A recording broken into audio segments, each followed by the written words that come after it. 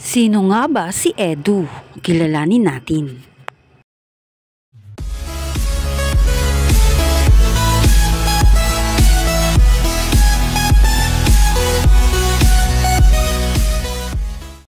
Si Kalingap Edu pala ay isa sa mga K-boys. Siya ay 27 years old na. Si Edu ay panganay sa magkakapatid. Dalawa lang silang magkapatid. Babae ang kanilang bunso. Si Edu pala medyo strict pagdating di umano sa kanyang kapatid dahil nga siya ay mas matanda rito. Dahil para sa kanya ay responsibilidad niya din ingatan at bantayan ang kanyang nakababatang kapatid. Pinagbabawalan niya ang kanyang kapatid pag alam nito na di ito makabubuti sa kanyang kapatid dahil concern at mahal na mahal ni Kalingap Edu ang kanyang nakababatang kapatid. Napakabuting kapatid pala nitong si Kalingap Edu. Dumako naman tayo sa pagiging isang anak ni Edu sa kanyang mga magulang. Ayon kay Edu, istrikto ang kanilang parents. Ngunit kahit ganun, sanay siya at palaging nasunod sa kanyang mga magulang si Edu. Dahil di umano kay Edu, alam ng ating mga magulang kung ano ang makabubuti para sa kanila. Ngayong malaki na nga si Edu, nakatulong di umano sa kanya ang pagiging istrikto ng kanilang magulang dahil mas lalo itong naging disiplinado. Ating alamin naman kung ano ang gusto at ayaw naman nito.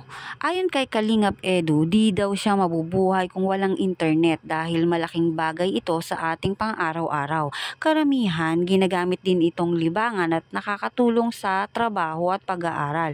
Bukod pa doon, ang iba pang nakasanayang ginagawa ni Edu mula pagkabata daw niya na di niya maaalis hanggang ngayon ay ang hilig nitong maglaro ng video games. Ano naman daw na pagkain ang gustong kainin ni Edu simula kabataan nito hanggang ngayon.